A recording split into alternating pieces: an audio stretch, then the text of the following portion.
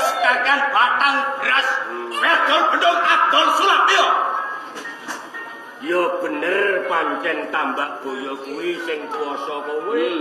Arep aku mlayu nyang ngendi wae nyatane kowe isih iso nemokke aku. Mestine kaya ngono.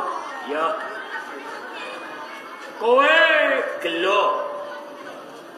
Mergo kowe ora sida entuk emas kaya ngono. Mestine kaya ngono. Tak sawang saka ngisor kae kawujudan emas. Bareng tak penek taranggeh ilang kawujudan emas sing ana kolang kaling woing karet. Ranjar pateni. Subhanallah. Lokajaya. Nggih. Mestine kaya ngono kuwi.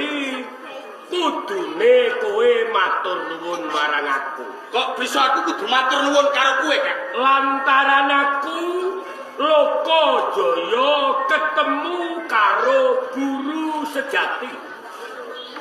Sing diarani guru sejati kuwi sing endi? Guru sejati kuwi lelakon uripe dhewe njur kena kanggo sinau. Tuladane kaya kowe Lokajaya. Kedadian nalika kowe nyawang kae wujude emas, nanging bareng kok penek sing bar kok cukup ilang wujude emas, nanging sing ana kolang kaling woing aren.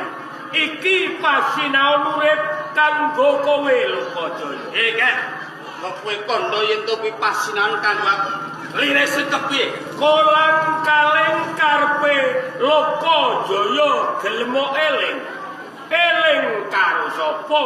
Eling karo sing gawe urip. Mergo menungsa urip kuwi dudu urip-uripe dhewe, nanging ana sing gawe urip Allah Subhanahu wa taala. Wa ma khalaqtul jinna wal insa illa liya'budun. Gusti Allah ora nyipta jin lan menungso dicipta amung supaya manembah marang panguwasaning Gusti Allah. Mula gelem kowe eling kuwi karepe kolang kaling.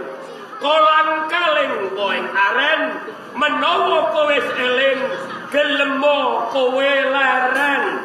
Nglereni tumindak candala. Lumakwa ana ing dalan sing padhang, lumakwa ana ing dalan kautamaning urip. Lokajaya, nalika kowe ketemu aku sepisanan, kowe